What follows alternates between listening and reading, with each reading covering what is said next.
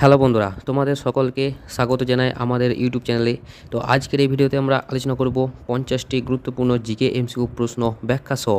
তো এই প্রশ্নগুলি মূলত ডাব্লিউবি গ্রাম পঞ্চায়েতের জন্য অত্যন্ত গুরুত্বপূর্ণ হতে চলেছে। তো আমি এর আগে ডাব্লিউবি গ্রাম পঞ্চায়েতের নিয়ে 23টি প্র্যাকটিস সেট বানিয়ে রেখেছি। তোমরা যদি ভিডিওগুলি না দেখে থাকো তো অবশ্যই ভিডিও ডেসক্রিপশন বক্সে যা দেওয়া আছে সেখান থেকে তোমরা দেখে নেবে। আর তোমরা ভিডিও শেষে অবশ্যই জানাবে যে এই 50টি প্রশ্নের মধ্যে কতগুলি প্রশ্নের উত্তর দিতে পারলে।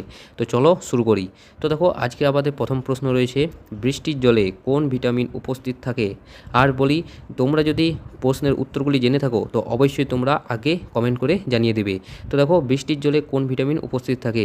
তো এখানে সঠিক উত্তর হয়ে যাবে ভিটামিন বি। অপশান বি হয়ে যাবে এখানে সঠিক উত্তর। বায়ুমণ্ডলে থাকা কিছু অণুজীবের উপস্থিতির কারণে বৃষ্টির জলে সামান্য পরিমাণে ভিটামিন বি অর্থাৎ B12 এটি বেশি পরিমাণে লক্ষ্য করা যায়। পরবর্তী প্রশ্ন রয়েছে, দেখো, প্লেগ রোগের জীবাণুর নাম কি? প্লেগ রোগের, তো দেখো দুইয়ের এখানে সঠিক উত্তর হয়ে যাবে প্লাস্টিওরেল্লা পেস্টিস। অপশান সি হয়ে যাবে এখানে সঠিক উত্তর। প্লাস্টিউরেল্লা পেস্টিস, যা বর্তমানে নাম হচ্ছে ইয়ারসেনিয়া পেস্টিস। মনে রাখবে, ইয়ারসেনিয়া পেস্টিস হচ্ছে প্লেগ রোগের জীবাণুর নাম। পরবর্তী প্রশ্ন রয়েছে, মানবদেহের বৃহত্তম পেশি কোনটি? তো দেখো, মানবদেহের সবথেকে বৃহত্তম পেশি হচ্ছে সার্টোরিয়াস। অপশান সি হয়ে যাবে এখানে সঠিক উত্তর, সার্টোরিয়াস। তবে আয়তনে বৃহত্তম পেশি হচ্ছে গ্লুটিয়াস ম্যাক্সিমাস। মনে রাখবে, গ্লুটিয়াস ম্যাক্সিমাস। লিখে দিচ্ছি তোমাদেরকে, গ্লুটিয়াস ম্যাক্সিমাস। মনে রাখবে এটা। পরবর্তী প্রশ্ন দেখো রয়েছে, মুখগহ্বরে কোন খাদ্যের পরিপাক শুরু হয়? তো দেখো, মুখগহ্বরে এটি মূলত শর্করা জাতীয় খাদ্যের পরিপাক শুরু হয়। অপশান সি হয়ে যাবে এখানে সঠিক উত্তর। তো লালারসে থাকা টায়ালিন নামক এনজাইম মুখগহ্বরে শর্করা বা কার্বোহাইড্রেট জাতীয় খাদ্যের ভাঙন শুরু করে দেয়। পরবর্তী প্রশ্ন দেখো রয়েছে, কোন বর্ণের আলোর বিচ্যুতি সর্বাধিক হয়? লাল, সবুজ, হলুদ নাকি বেগুনি? তো দেখো, পাঁচের এখানে সঠিক উত্তর হয়ে যাবে অপশান ডি, বেগুনি বর্ণের আলোর বিচ্যুতি সর্বাধিক হয়। দৃশ্যমান আলোর বর্ণালীর মধ্যে বেগুনি আলোর তরঙ্গ দৈর্ঘ্য সবচেয়ে কম, তাই প্রিজমের মধ্য দিয়ে যাওয়ার সময় এর বিচ্যুতি সবথেকে বেশি হয়। পরবর্তী প্রশ্ন রয়েছে, দেখো, পারদ ছাড়া তরল ধাতু কোনটি? পারদ ছাড়া একটি তরল ধাতুর নাম বলো। তো দেখো, ছয়ের এখানে সঠিক উত্তর হয়ে যাবে গ্যালিয়াম। অপশান বি হয়ে যাবে এখানে সঠিক উত্তর। তো গ্যালিয়াম এমন একটি ধাতু যা ঘরের স্বাভাবিক তাপমাত্রায় সামান্য উপরে অর্থাৎ 29 ডিগ্রি সেন্টিগ্রেডের উপরে তরল হয়ে যায়। পরবর্তী প্রশ্ন রয়েছে, দেখো, পৃথিবীর সবচেয়ে হালকা গ্যাস কোনটি? অক্সিজেন, নাইট্রোজেন, হাইড্রোজেন নাকি হিলিয়াম? তো দেখো, পৃথিবীর সব থেকে হালকা গ্যাস হচ্ছে হাইড্রোজেন। অপশান সি হয়ে যাবে এখানে সঠিক উত্তর। তো পর্যায় সারণীর প্রথম মৌল হাইড্রোজেন হলো মহাবিশ্বের এবং পৃথিবীর সব থেকে হালকা গ্যাস। পরবর্তী প্রশ্ন রয়েছে, উদ্ভিদের বৃদ্ধি মাপা হয় কোন যন্ত্রের সাহায্যে? উদ্ভিদের বৃদ্ধি মাপা হয়। তো দেখো, আটের এখানে সঠিক উত্তর হয়ে যাবে আর্ক ইন্ডিকেটর। অপশান সি হয়ে যাবে এখানে সঠিক উত্তর। তো আর্ক ইন্ডিকেটর বা অক্সানোমিটার যন্ত্রের সাহায্যে উদ্ভিদের বৃদ্ধির হার পরিমাপ করা হয়। পরবর্তী প্রশ্ন রয়েছে, দেখো, রক্তে বিলিরুবিন বাড়লে কোন রোগ হয়? রক্তে যদি বিলিরুবিনের পরিমাণ বৃদ্ধি পায় তাহলে কোন রোগ হয়? তো দেখো, নয়ের এখানে সঠিক উত্তর হয়ে যাবে জন্ডিস। অপশান বি হয়ে যাবে এখানে সঠিক উত্তর। তো যকৃৎ বা লিভার ঠিকমতো কাজ না করলে রক্তে বিলিরুবিন পরিমাণ বেড়ে যায়, ফলে ত্বক ও চোখ হলুদ বর্ণ ধারণ করে, যা জন্ডিস হিসেবে আমরা চিনি। পরবর্তী প্রশ্ন দেখো রয়েছে, উদ্ভিদের কোষ প্রাচীর স্থূল হয় কি সঞ্চয়ের ফলে? তো দেখো, এখানে সঠিক উত্তর হয়ে যাবে অপশান সি, সেলুলোজ, পেকটিন এবং লিগনিন। অপশান সি হয়ে যাবে এখানে সঠিক উত্তর। তো উদ্ভিদের কোষ প্রাচীর মূলত এই সেলুলোজ, পেকটিন এবং লিগনিন জমা হওয়ার কারণে পুরু বা শক্ত হয়। নেক্সট প্রশ্ন রয়েছে, দেখো আমাদের, উদ্ভিদের বয়স নির্ণয় করা হয় কিসের মাধ্যমে? তো উদ্ভিদের বয়স নির্ণয় করা হয় মূলত বর্ষ বলয়ের মাধ্যমে। অপশান সি হয়ে যাবে এখানে সঠিক উত্তর। তো গাছের কাণ্ড আড়াআড়িভাবে কাটলে যে গোল বা রিং বা দেখা যায় সেগুলিকে বর্ষ বলয় বলা হয়, যা গাছের বয়স গণনার ক্ষেত্রে ব্যবহৃত হয়। পরবর্তী প্রশ্ন রয়েছে, দেখো, মানুষের লোহিত রক্তকণিকার আয়ু কতদিন হয়? তো দেখো, 12 এখানে সঠিক উত্তর হয়ে যাবে 120 দিন। তো লোহিত রক্তকণিকার আয়ু 120 দিন হয়। তো লোহিত রক্তকণিকা বা আরবিসি রক্তে উৎপন্ন হওয়ার এই 120 দিন পর প্লীহায় গিয়ে ধ্বংস হয়। পরবর্তী প্রশ্ন দেখো রয়েছে নিষেকের ফলে উৎপন্ন ডিপ্লয়েড কোষ কী? তো দেখো নিষেকের পরে উৎপন্ন ডিপ্লয়েড কোষ হচ্ছে জাইগোট, অপশান সি হয়ে যাবে এখানে সঠিক উত্তর জাইগোট।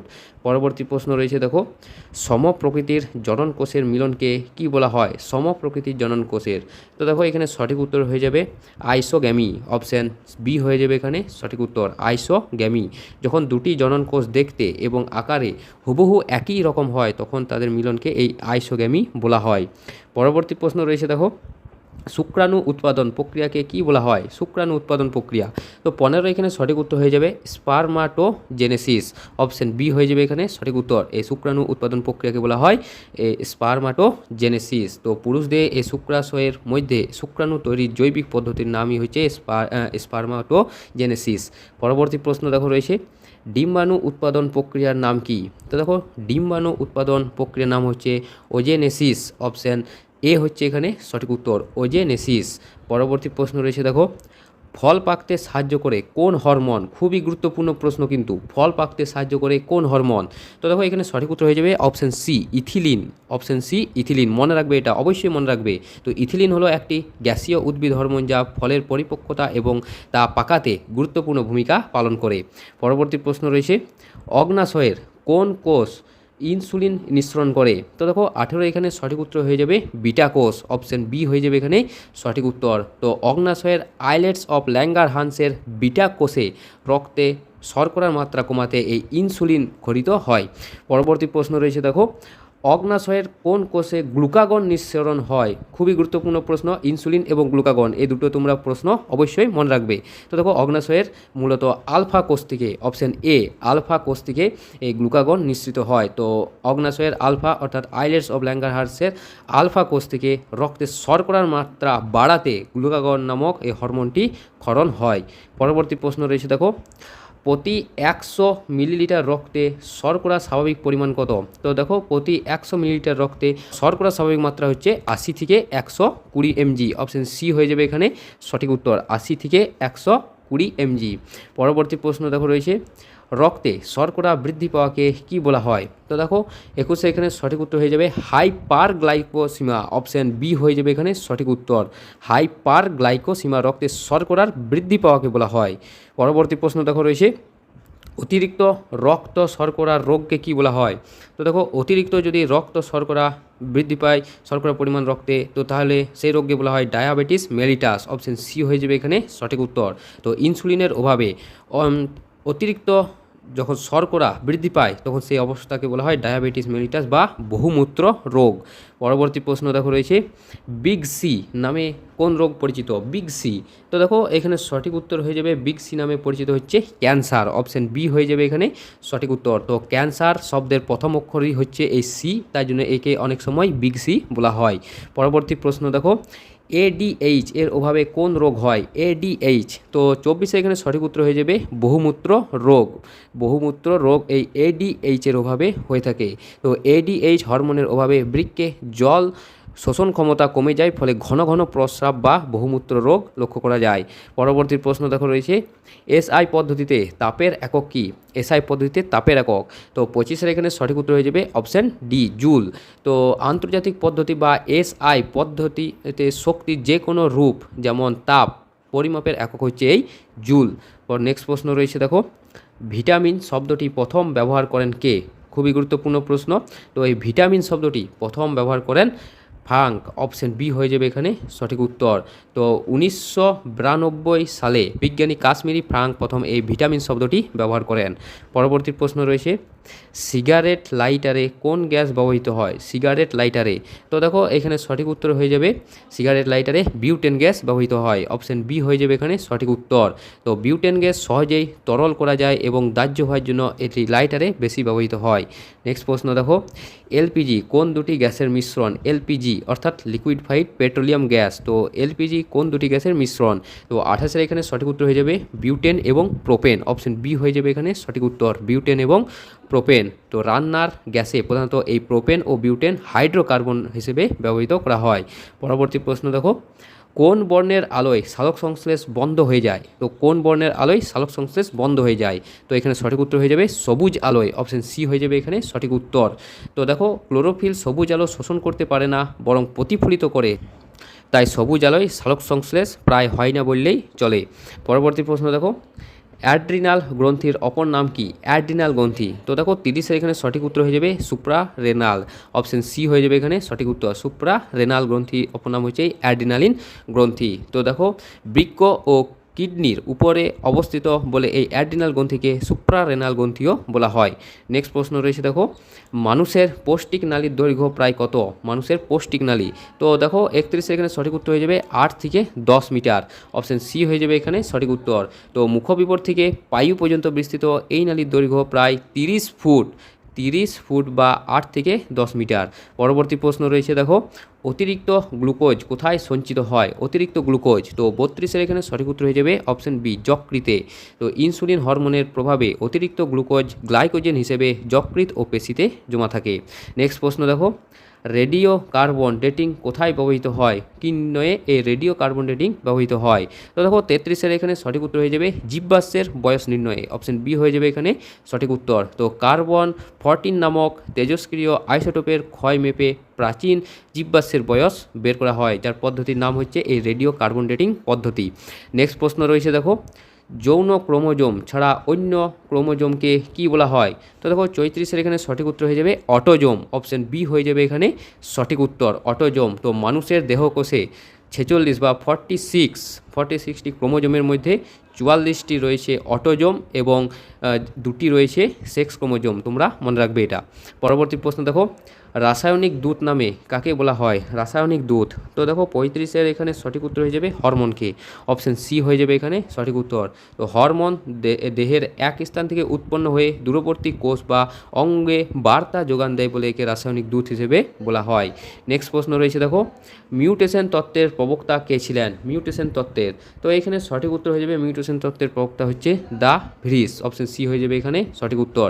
তো বিজ্ঞানী হুগো দা ভ্রিস 1901 সালে মিউটেশন তত্ত্বের প্রবর্তন করেন, মনে রাখবে হুগো দা ভ্রিস। পরবর্তী প্রশ্ন দেখো, রক্ততঞ্চনের স্বাভাবিক বয়সসীমা কত? রক্ততঞ্চন অর্থাৎ কাটাছেঁড়া জায়গা থেকে রক্ত কত সময় পর জমাট বাঁধে? তো 37-এর এখানে সঠিক উত্তর হয়ে যাবে দেখো 3 থেকে 7 মিনিট পর, অপশন বি হয়ে যাবে এখানে সঠিক উত্তর। পরবর্তী প্রশ্ন দেখো রয়েছে, ছত্রাকে কোন ধরনের পুষ্টি লক্ষ্য করা যায়? ছত্রাকে, তো 38-এ এখানে সঠিক উত্তর হয়ে যাবে মৃতজীবী, অপশান সি হয়ে যাবে এখানে সঠিক উত্তর। তো দেখো ছত্রাক ক্লোরোফিনহীন হওয়ায় নিজের খাবার তৈরি করতে পারে না এবং পচাগলা জৈব বস্তু থেকে পুষ্টি শোষণ করে ছত্রাক। পরবর্তী প্রশ্ন, মানবদেহে বৃহত্তম গ্রন্থি কোনটি? তো দেখো মানবদেহে সবথেকে বৃহত্তম গ্রন্থির নাম হচ্ছে লিভার বা যকৃৎ, অপশন সি হয়ে যাবে এখানে সঠিক উত্তর। তো যকৃৎ বা লিভার হলো মানুষের শরীরে বৃহত্তম অভ্যন্তরীণ অঙ্গ বা বৃহত্তম গ্রন্থি। পরবর্তী প্রশ্ন দেখো, চার্লস ডারউইন কোন মতবাদের প্রবক্তা ছিলেন? চার্লস ডারউইন, তো তোমরা এটা অনেকেই জানো, চার্লস ডারউইন হচ্ছে প্রাকৃতিক নির্বাচনবাদের প্রবক্তা, অপশন বি হয়ে যাবে এখানে সঠিক উত্তর। চার্লস ডারউইন তার বিখ্যাত অরিজিন অফ স্পেসিস বইতে প্রাকৃতিক নির্বাচনবাদের মাধ্যমে বিবর্তনের ব্যাখ্যা করেন। পরবর্তী প্রশ্ন রয়েছে দেখো, গরুর দুধ হালকা হলুদ হয় কেন? তো গরুর দুধ দেখবে তোমরা হালকা হলুদ হয়, এর কারণ হচ্ছে দেখো রাইবোফ্লোবিনের উপস্থিতির জন্য, অপশন বি হয়ে যাবে এখানে সঠিক উত্তর। তো দুধে রাইবোফ্লোবিন বা B2 বা ক্যারোটিনের উপস্থিতির কারণে এই রং হলুদ রঙের হয়। পরবর্তী প্রশ্ন দেখো রয়েছে, কোন রক্তের গ্রুপকে সর্বজনীন দাতা বলা হয়? তো দেখো 42-এর এখানে সঠিক উত্তর হয়ে যাবে অপশন ডি, ও গ্রুপকে সর্বজনীন দাতা বলা হয় এবং এবি রক্তের গ্রুপকে সর্বজনীন গ্রাহিতা বলা হয়, অর্থাৎ সকলের কাছ থেকে রক্ত গ্রহণ করতে পারে। পরবর্তী প্রশ্ন রয়েছে দেখো, ইয়েলো ফিভারের বাহক কোন মশা? ইয়েলো ফিভার, তো 43-এর এখানে সঠিক উত্তর হয়ে যাবে দেখো এডস মশা, অপশন সি হয়ে যাবে এখানে সঠিক উত্তর। তো এডস বা এডিস ইজিপ্টি মশা, ইয়েলো ফিভার বা পিত জ্বর এবং ডেঙ্গুর প্রধান বাহক হচ্ছে এই এডিস মশা। পরবর্তী প্রশ্ন রয়েছে দেখো, শিশুর বৃদ্ধিতে কোন পুষ্টির গুরুত্ব সব থেকে বেশি? তো দেখো 44 এখানে সঠিক উত্তর হয়ে যাবে প্রোটিন, অপশন সি হয়ে যাবে এখানে সঠিক উত্তর। তো প্রোটিন দেহের কোষ গঠন ও টিস্যু মেরামতের মাধ্যমে শারীরিক বৃদ্ধিতে প্রধান ভূমিকা পালন করে। এবং শিশুদের প্রোটিনের অভাবে কোন রোগ হয় তা অবশ্যই তোমরা কমেন্ট বক্সে কমেন্ট করে জানিয়ে দেবে। পরবর্তী প্রশ্ন রয়েছে দেখো, শিশুর লিঙ্গ নির্ধারণ হয় কিসের দ্বারা? শিশুর লিঙ্গ নির্ধারণ হয় কিসের দ্বারা? তো এখানে সঠিক উত্তর হয়ে যাবে পিতার ক্রোমোজোমের দ্বারা, অপশন বি হয়ে যাবে এখানে সঠিক উত্তর। তো পিতার থেকে ওয়াই ক্রোমোজোমের আসলে সন্তান ছেলে হয় এবং এক্স ক্রোমোজোমের আসলে মেয়ে হয়। পরবর্তী প্রশ্ন দেখো রয়েছে আমাদের, মানবদেহে কোন ভিটামিন সংশ্লেষিত হয়? তো দেখো মানবদেহে মূলত ভিটামিন ডি সংশ্লেষিত হয়। তো সূর্যালোকের উপস্থিতিতে মানুষের ত্বকে কোলেস্টেরল থেকে এই ভিটামিন ডি উৎপন্ন হয়। পরবর্তী প্রশ্ন দেখো, রক্তে জলের পরিমাণ প্রায় কত শতাংশ? রক্তে জলের পরিমাণ প্রায় কত শতাংশ? খুবই গুরুত্বপূর্ণ প্রশ্ন দেখো। তো রক্তে জলের পরিমাণ হচ্ছে 91.92%, অপশন সি হয়ে যাবে এখানে সঠিক উত্তর, 91.92%। তো রক্তে জলীয় অংশ বা প্লাজমার প্রায় 90 থেকে 92 অংশে হচ্ছে জল। পরবর্তী প্রশ্ন দেখো, 100 সিসি রক্তে হিমোগ্লোবিনের পরিমাণ কত? তো দেখো 48 এখানে সঠিক উত্তর হয়ে যাবে 14.5 গ্রাম, অপশান সি হয়ে যাবে এখানে সঠিক উত্তর। তো একজন সুস্থ প্রাপ্তবয়স্ক মানুষের প্রতি 100 মিলিলিটার বা 100 সিসি রক্তে গড়ে প্রায় 14.5 গ্রাম হিমোগ্লোবিন থাকে। নেক্সট প্রশ্ন, পতঙ্গদের মোট কত জোড়া পা থাকে? তো দেখো পতঙ্গদের মূলত 3 জোড়া পা থাকে, অর্থাৎ 6টি পা লক্ষ্য করা যায়। তোমরা দেখবে একবার, তো পতঙ্গদের মোট 3 জোড়া বা 6টি পা লক্ষ্য করা যায়। পরবর্তী এবং আমাদের শেষ প্রশ্ন, মূত্রে হলুদ রং হওয়ার কারণ কি? তো দেখো 50 এখানে সঠিক উত্তর হয়ে যাবে বিলিরুবিন, অপশান বি হয়ে যাবে এখানে সঠিক উত্তর। তো দেখো বিলিরুবিনকে ধরা হয় কারণ বিলিরুবিনের বিপাক থেকে এই রঞ্জক তৈরি হয়, তাই এই মূত্রের রং হালকা হলুদ রঙের হয়। তো বন্ধুরা, এই ছিল আমাদের 50টি গুরুত্বপূর্ণ জিকে এমসিকিউ প্রশ্ন। তোমরা অবশ্যই জানো যে এই 50টি প্রশ্নের মধ্যে কতগুলি প্রশ্নের উত্তর দিতে পারলে। আর ভিডিওটা যদি ভালো লেগে থাকে অবশ্যই লাইক করে দেবে এবং চ্যানেলে প্রথম হয়ে থাকলে অবশ্যই সাবস্ক্রাইব করে দাও। তো দেখা হচ্ছে পরের একটা নতুন ভিডিওতে। ধন্যবাদ।